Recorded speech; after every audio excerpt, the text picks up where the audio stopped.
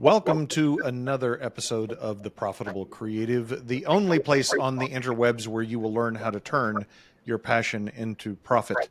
I am your host, Christian Brim. I have problems with this every time. Special shout out to our one listener in Gilbert, South Carolina. Thank you for listening. Never been, no, let me think about that. I've been to Hilton Head. That is South Carolina, isn't it? Anyway, joining me today, my guest, Isaac Mashman of Mashman Consulting. Welcome, Isaac. Christian, thank you for the invitation to be here. Absolutely. So, why don't you tell our audience who Isaac is and what Isaac does? Yeah, that's a very in-depth story, so I'll trim off some of the fat here and there. But I'm originally from Jacksonville, Florida. I was raised in large part by a single mother. Grandfather worked in a cabinet shop, and I remember getting up with my grandmother to go take him across town, and we'd pick him up after school. Growing up, obviously, money wasn't something that we had a lot of, especially being in that single-parent household. But as I progressed through school, I was a straight A student. Mom kind of leaned into me and said, "You need to go to college. You need to go ahead and get a traditional degree." And that's what I was planning to do. I graduated with a 4.44 weighted GPA. And my senior year, I went to my counselor and I said, "Hey, I'm not doing college." And the reason why is I got introduced to the industry of network marketing. And I ultimately got out of the industry after joining 3 companies on 4 different occasions. But I wanted to have more control over my life, more control over executive decisions, more control over, frankly, the reputation, because we all know the industry has some negative connotations with it. And I went from that industry into music management and, wanted to do a record label. But Christian, I realized then that the only way to make money in the music industry is either taking it to a very high level where you're having millions and millions of people listening and going on tours and selling merchandise, or you do aggressive 360 deals where you take a piece of, everything the person owns. And I didn't like that at all. And so, thinking about what I could do and what I was already kind of versed in, I realized that I was helping these musicians build out their personal brands. And I was already building my own personal brand in my own life, and it was amazing because every industry that I moved into, every business I pivoted from, people still followed me for me. They followed me for the person. And I thought that there was a lesson to be learned there. And there was, because now you have the ability to build out your own personal brand and your own reputation for the individual, as well as the professional in terms of the value that you can provide. And now I'm building Mashman Consulting Group, and it's a lot of fun. And here I am. I love it. Well, yeah, I think I've had some branding folks, and some of them, on the show, and some of them specialized in personal brands. I think the thing that I have resisted in that is just the idea of promoting myself. It doesn't feel right, but I think there's a distinction between promoting yourself and what you're talking about in branding, and I think also that when I think of personal brands, I think of people like Damon John or Martha Stewart, going back even further. And I don't think in today's environment you have to be that. Like, you don't have to be known, a household name. You don't have to be popular in that regard, as long as your brand resonates with who you want to listen, right? And technology has allowed us to be very niched, if you will. So what do you see in that regard? I mean, do other people come to you and have this resistance to self-promotion like I Well, do? those aren't really the people that would come to me. The people who come to me are those who already understand the value in it. But I think let's kind of set the foundation here, Christian, define what personal branding even is, because depending on the professional, depending on the expert you talk to, they're going to give you different definitions. Now, the best definition that I've been able to find is your personal brand is quite literally you. It's who you are. Your personal makeup, your professional career, and your outlook, your ambition, your characteristics, the fact that you have a beautiful beard that I'm fighting to grow myself, right? That is a part of your personal brand. Now, the phrase has become so not, I don't even want to use the term overused, but it's definitely a term that more and more people are latching onto and using in, their day-to-day conversations, whether in business conversations with associates or online, saying, hey, this is how you can grow your, personal brand on Instagram. Right. But in 1997, a business management consultant by the name of Tom Peters, he's since retired. He's very hard to reach. I've tried. He basically wrote an article called "The Brand Called You" for Fast Company. And in this 1997 article, he used the example of high-paid consultants. He used the example of executives and how all of these professionals and even the emails that they receive and who reaches out to them, they have a personal brand. And he compared it to like Nike, as that is the company brand. But now there's this introduction of personal brands. If we go further, and even though the phrase wasn't used explicitly, Napoleon Hill in the chapter Organized Planning talked about how somebody could take and build a portfolio, present that portfolio to their prospective employer and say, this is all of the valuable things I can contribute, and land a higher paying job that they actually wanted to land. That is an early example of a self-help, new thought, author using that terminology.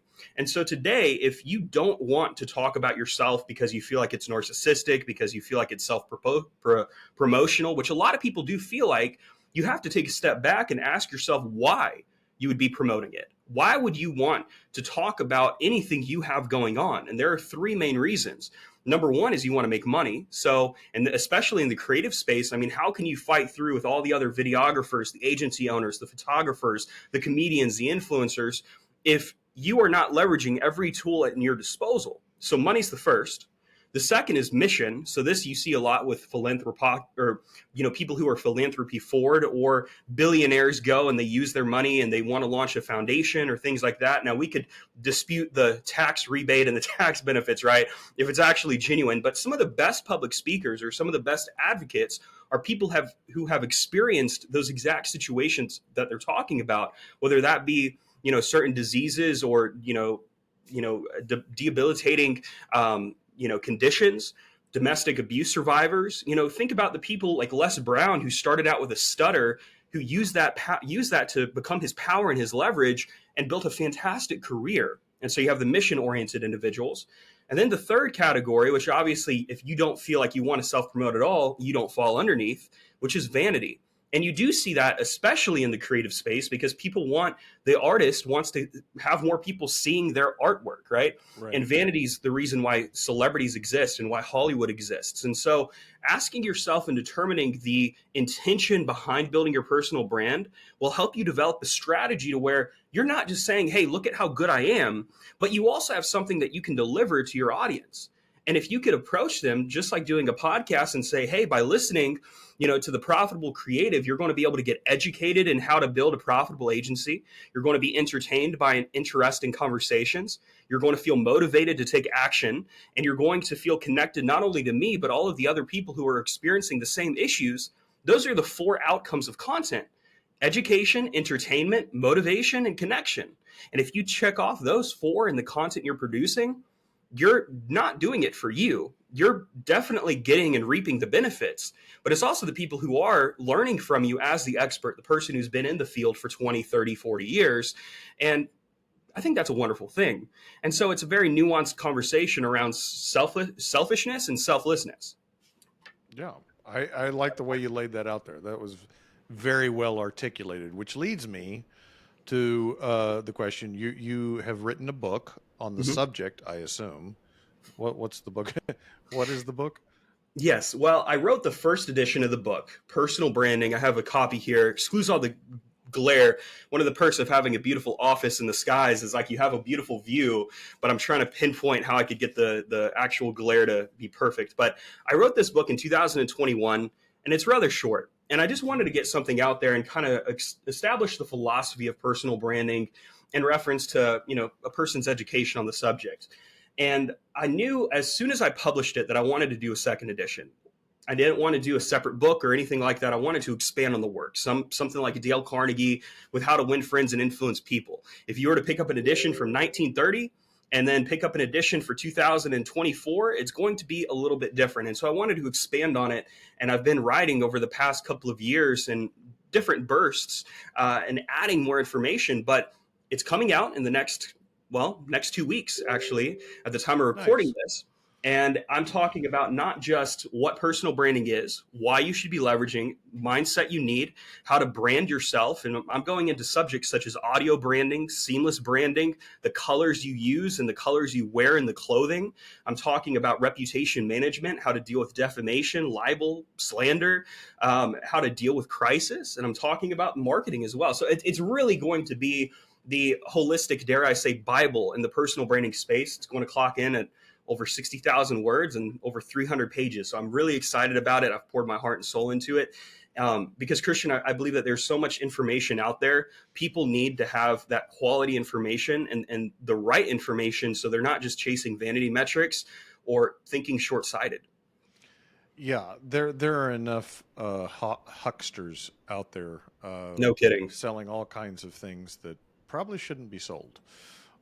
So I want to go back to when you started this business. Mm-hmm. So you had some experience working in network marketing and then as a music producer. What was that decision like to pivot to being a brand guy? Like, Mm-hmm. was that smooth? Were there some challenges in defining that niche for you? What was that like?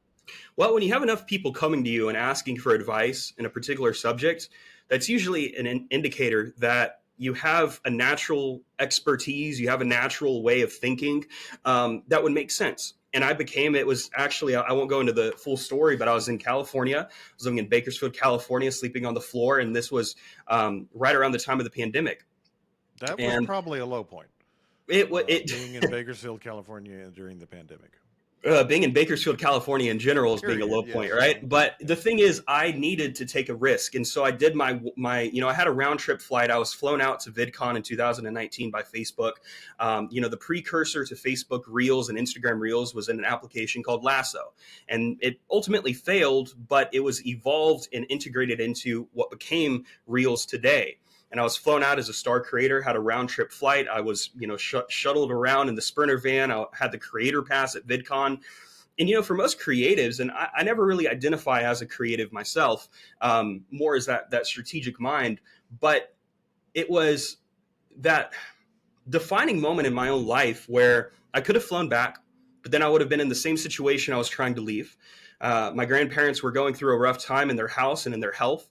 My mom and I weren't on good ends, and the pandemic rolled around, and it wasn't something that we knew a lot about. We didn't know if it was going to kill everybody who came in contact with it. Right. We didn't know if it was the common cold. We didn't have any of that information. And the artist was planning a concert in Fort Wayne, Indiana. I was going to fly out. He had canvassed the area and had, all the tickets sold. And we decided to cancel that concert. And instead, he eventually lost his passion. And I knew that, all right, well, maybe the music industry isn't for me. As much as I love it, and I still love it, and it's given me a lot of insights, I decided to launch a public relations firm. And that was the precursor to Mashman Consulting Group, MCG for short. And I was building that for several years. I started in 2020, and then I publicly dissolved it last year. And I felt like it came with a lot of labels. And I Yes. think as creatives, labels are something that we pay attention to because a lot of times there is some truth in it. And I was never offering public relations for services. It's not like I was helping you get into press or pitching on your behalf or writing press releases for you. Those were subjects that we covered. And yes, how could you become somebody who is press worthy rather than the person who has to try to pay your way into Forbes? Right. It's like, Christian, I've been able to land Forbes placements myself, and I haven't paid for one of them. I haven't paid for any of my press. And I hold that really close to my heart.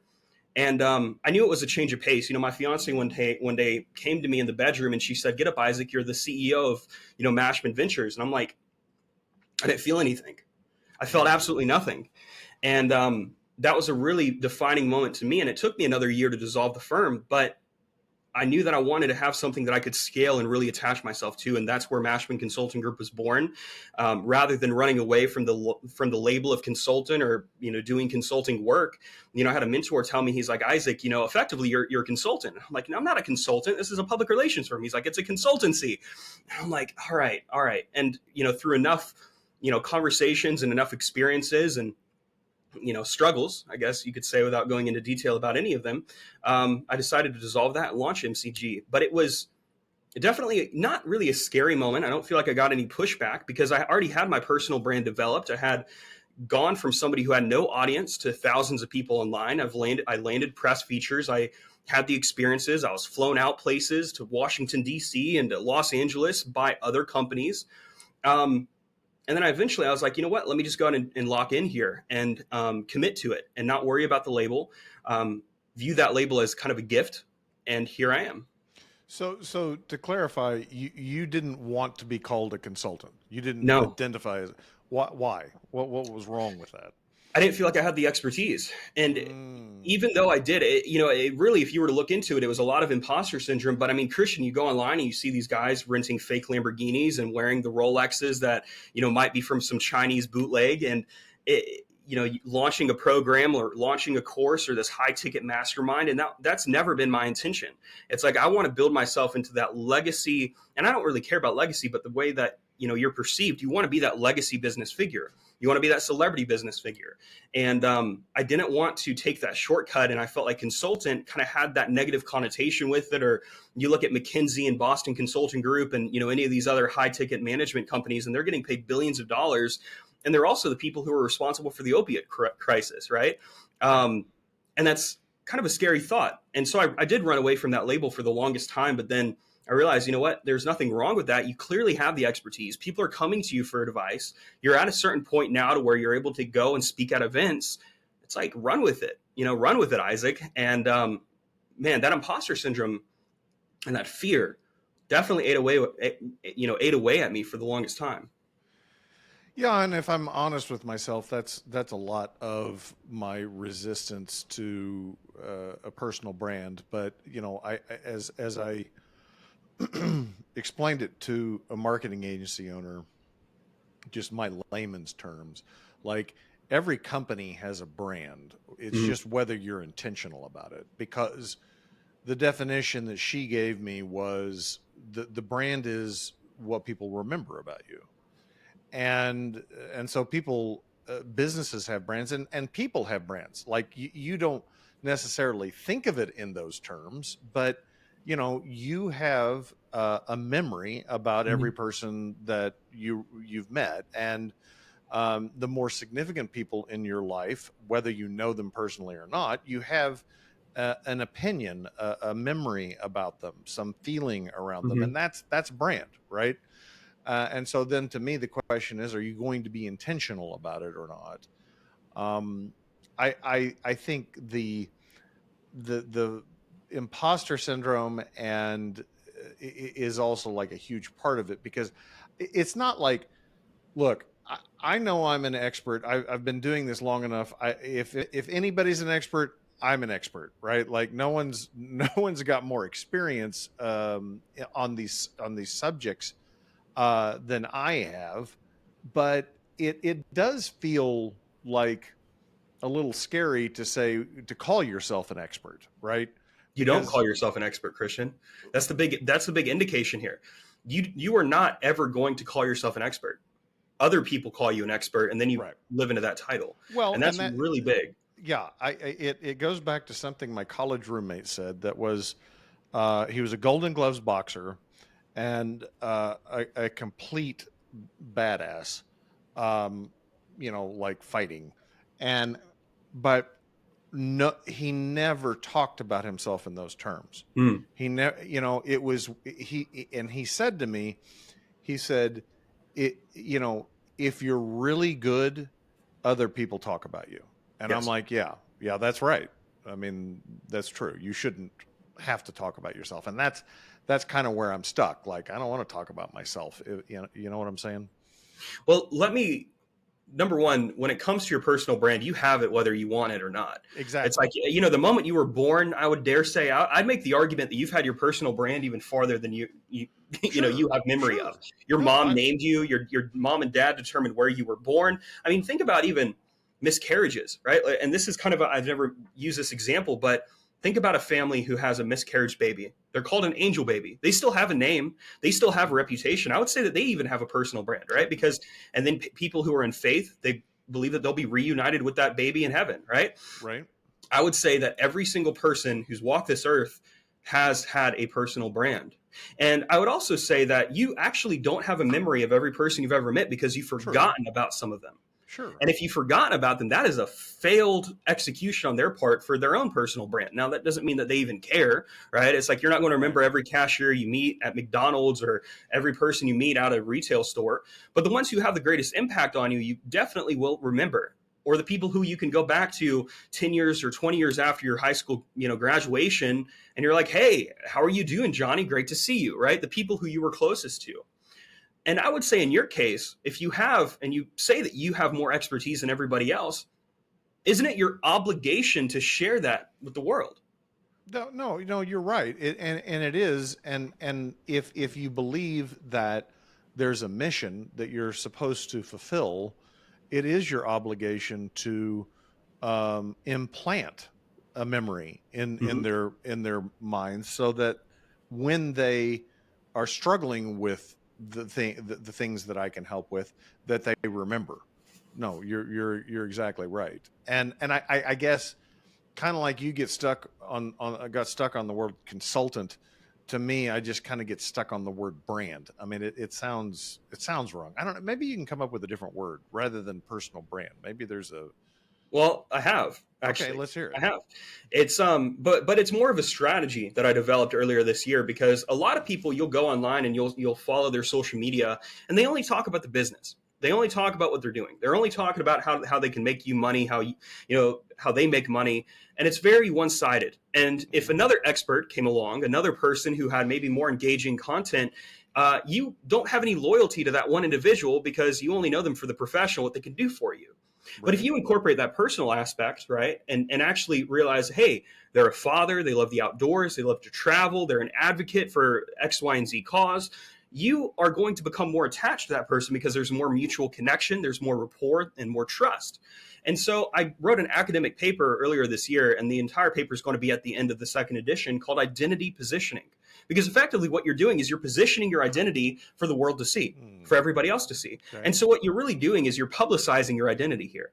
You're Mm, because your identity is not just your career, it's what makes you you, right? Your interests, the fact that you grow a beard, the fact that you're dressed in a black button up, the fact that you have a trophy and what I assume is probably a sound system in the back that tells me that you probably like music, you probably have, a record player, right? And then now we can go into and have a conversation about records and maybe there's some shared interest there, some, shared musicians that we listen to. These are ways to establish rapport with your audience at scale. And so I would say that looking at this instead of a tactic for you to try to find some strategy to make money and make it about you, if you feel like that is a big hurdle, well, make it about the other person and say, you know what, I could create a video right now and talk about where agency owners go wrong. I could talk about how, creatives battle with imposter syndrome or, some of the similar struggles or, if your clients come to you and say, hey, Christian, I'm struggling with X, Y, and Z. I don't know what to do. And that's a common issue, a common pain point, just like me with press. People are like, how can I get into the press? Well, let me record a video and tell you about it, right? Let me host a right. webinar and educate multiple people about it. And so I think that changing your perspective there from, brand about you and maybe the outward deliverables that you're able to give is probably a good thing. And it's something that will give you that sense of mission. And not everybody listening to this needs to have some mission of curing polio or, making it to where they're the number one, creative in their space. But I will say that positioning yourself as a public figure and as somebody who can stand out and cut through the noise definitely comes with more benefits than it does downsides and drawbacks. And that's really the key here, positioning yourself as a public figure for other people to follow and look to. And that's a gift, in Spider-Man, with great power comes great responsibility. I'm not using that exact example in my book, but I talk about how this is a gift. It's an obligation. It's a expectation. And just because you have the power to do something doesn't mean you need to do it. You need to have integrity. You need to have a moral compass. But I would say that the world needs more people who are able to say, hey, I have legitimacy. I can get you legitimate results. And I'm here to educate and here to help. Yeah, I think about my daughter, who is a figurative oil painter, and she's done a magnificent job on protecting her brand, although I don't think she would ever frame it or phrase it that way. Hmm. You know, in terms of like, she figured out early on that she didn't want to do commission work. I mean, she did when she started out because that was how she paid the bills. But you know, it's she's very intentional about where she shows her art, you know, what studios she wants to engage with, and it's all about protecting her craft, Hmm. right? Like, you know, she wants she would say a certain vibe, and if you're down with that vibe, great. If you're not, that's fine too. Like, I'm not trying to be everything for everyone. um and I think that's a struggle a lot of people have, is they make it into a popularity contest, right? And whether that's business or personal, like, you know, I know in our business we screwed up uh because we tried to do too many things for too many different people, Hmm. right? And it's much harder to scale and grow a business when you're trying to be everything to everyone. If you focus on what you're really good at and who you can really help, it may feel like you're limiting yourself, you know, taking opportunity off the table, so to speak.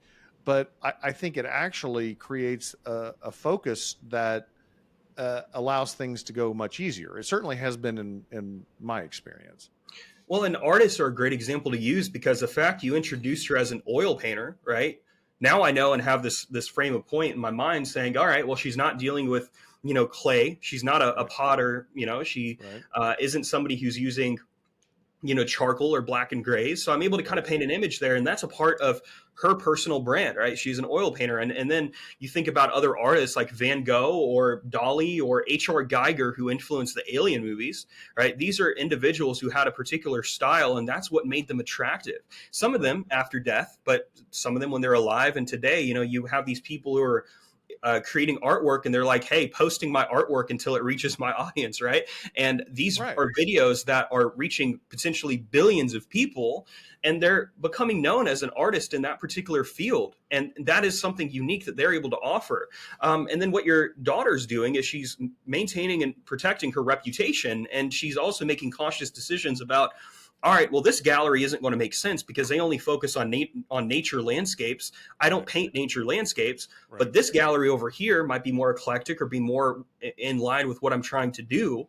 And then the other thing, to move on to the conversation surrounding niching down, I'm not an advocate for micro niching and like being like, I only work with public figures in this particular field who are trying to become public speakers. Like, I'm not going to do that, but Mhm. I am going to know that I'm not going to be for everybody in terms of finances, right? And if you're not qualified to work with me today, guess what? I have an entire slew of content that you can consume to eventually get to that point. And Right. so even in your business, from a business standpoint, it's also a fantastic lead magnet and a way to generate leads because you're reaching the masses, you're educating people, you're becoming that mentor figure. Like one of my earliest figures, and I don't follow him today, is Gary Vee, like so many other Mhm. people online, Right. right? I don't follow him, but he will forever have a place in my heart and mind because he's kind of the introduction into this entire world of business. And if you Right. could be that person who's the first mentor somebody has without even knowing that you're their mentor, now you have a point in their heart and a part, a part in their mind and life and outcome. And I think that's a beautiful thing. And so it's definitely, I didn't see the conversation flowing this way, but it's definitely an important conversation to have. Well, another thing that I was thinking as you were talking, like, she originally started doing prints and Mm, selling prints of her work, but she stopped doing that, and again, it was to protect her brand, yeah. right? She didn't want copies; she wanted originals out there. And does that mean that she forwent some money? Yeah. You know, the stability of having predictable, because it's a lower price point. People buy prints all the time, right? Yes. But I what she realized is that it sullied the original. I mean, like, it made the original less valuable if there were Yeah. prints out there. And again, you can take that to any business. It doesn't matter that it's not the exact same situation, but just the idea that you're willing to not do things, not do certain things, to protect what you actually do. Hmm. And saying no, for me, has been a lifelong problem. But it's absolutely necessary in business to say no to a lot of things. Yeah. And establishing those boundaries is actually making her work more exclusive, which means in the long run she'd probably make more money, right? Yeah, And so again, you're balancing short term vision with long term planning here, and she could sell the prints for $20 or $30, but it would be better if she could say, "Hey, this is not in reproduction in right, any form." right, So now, yeah, that's going to make her become more sought after, and right, it's kind of like the photographer who only does weddings, right? Who right. only does weddings. And in that situation, you can either limit yourself or you can become the number one wedding photographer that celebrities pay and have come out. So it's really like a bunch of business decisions here too. Correct. And how you want to build your brand is really, you have to ask yourself, what do I want to be known for long term? Who do I want to be working with? How do I want to be perceived? How do I want my clients to be like? And then from there, it's up to you to kind of fill in the little points of strategy and say, all right, well, now I need to go out and get into the press, or I need to have more testimonials. I need to have a better reputation for my business. And, in the creative space too, a lot of creatives don't feel like they have a separate business, right? And so there's this gray, blurry area between the person and the business and what they're providing. If you're a photographer and you're not trying to build out a photography business where you have other photographers, it's like you are your photography business. It Correct. relies heavily on you. Now, if you decide to scale, or you want to bring on more videographers and more photographers and a team behind you, now you're starting to build a separate business and moving away from the sole proprietor into the business owner. And it's like for me with the consulting business, I'm never going to scale to 9 figures as an individual consultant. But how Right. I can scale to 9 figures over the next decade is by bringing on a team of consultants, delegating roles, and having them go out and get their own clients and expand the reach of the business. Yes. The Yes. lawyer who starts out and only practices law and doesn't have any other paralegals or doesn't have any other loyal lawyers or partners underneath their team is going to be very limited. And so I would say building out your personal brand will also make it more attractive for you to hire the right people and people who are aligned with you. Because now if somebody wanted to become a consultant for me, they'd have to fall underneath a very set and strict list of contingencies here, and be able to believe in the philosophy that I'm presenting, be able to believe in the moral compass, the integrity, the ethics that we're setting forth and working with our clients. And so it gives you more power. And Yes. yeah, I don't see any drawback. If you were to ask me, the only drawback in building your personal brand to a high level would be a lack of privacy. But we don't have privacy anyway. I feel like privacy is such it's like, oh yeah, I want to be a private individual. All right, if you don't want to share that you have kids, if you don't want your kids to be a part of your personal brand, don't publicize it. But the moment you take a photo of your kid and put it on your Instagram, you'll forever be known, and people will know you're a parent. People might become interested in your life, in their life. They'll know your kids' names. And so it's really a matter of determining the amount of public information you want made available. But for me, for example, if you were to go to Google and type in any piece of information about me, like where I was born, my parents, things like that, you'd be able to find a lot of information. And I made that decision early on. Yeah, and you mentioned that idea of the business being separate from the creative, and I think that's something a lot of people struggle with. And it's not just creatives; it's all entrepreneurs. But I think creatives have a deeper tie. Um, but I've said, like, if you can't leave your business and it still make money without you, you don't have a business, you have a job, which Mm-hmm. is totally fine. I'm not knocking that. But if you want to have something that is a business that exists beyond you, you have to remove yourself eventually from the equation. You have to set it up that way. It doesn't happen that way. Mm-hmm. But most people don't want to put in the work, frankly, that involves, because it is work, and it is about checking your ego and say, it's not about me, it's not about what I can do, it's about, can I build a sustainable business that functions without me. And that's an entirely different beast. And that's something that's Yes. a big focus of my point. This year, I'm doing public speaking. I'm getting paid for that. I'm publishing my book. And then now I'm getting ready to bring on a COO, long-term business partner. He's also the editor for my book. And I've known him for years now. And it came about because of a podcast interview in 2019.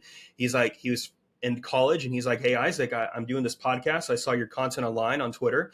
I would love to have a conversation with you." And one thing led to another. And that's how that relationship got built. Now I want to bring him on to where he can handle the day-to-day, to where he can bring on more consultants, to where we can build this into a structure where I could focus on the things that I'm best at. And then while also doing that, I'm scaling my consulting rate, because now, yeah, you might not want, you might want to work with me, but it's like what I'm going to be charging is going to be higher than the other consultant on my Correct. team. You'd still be able to get great results and great value and, be an association. And, viewing your business as a living organism, right? And as something that has culture, something that has a brand, something that has a vision, something that has, set standards. All of these things are parts of a business that most people very rarely get to. You look at Robert Kiyosaki. Here comes the network marketing side of me, right?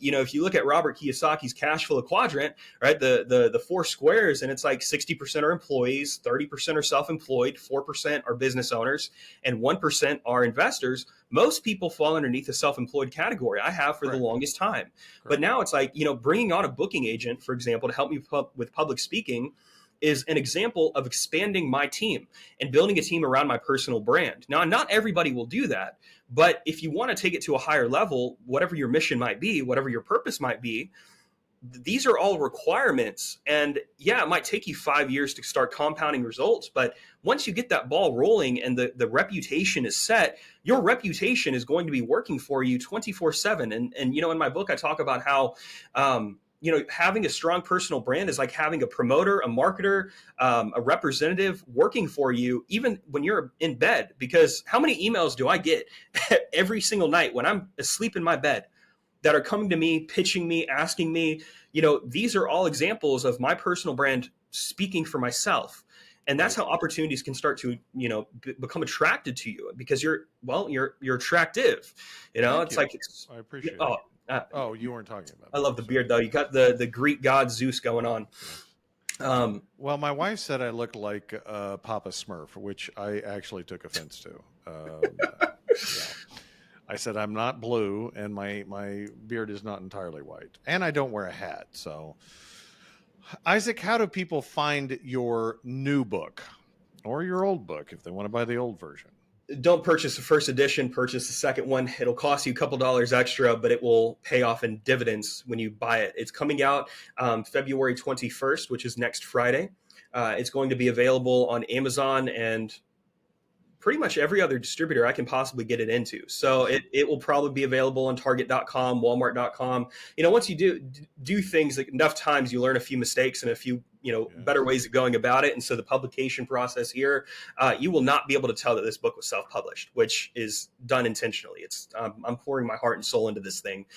Partly why I feel like my speech and the way I'm telling stories in the podcast is kind of all over the place, because I'm in this author writing mode, and I'm like, I have 100+ subchapters of information I'm putting down on paper. So my apologies if at any point I was a little scatterbrained. But no, and if people want to work with you, how do they find that?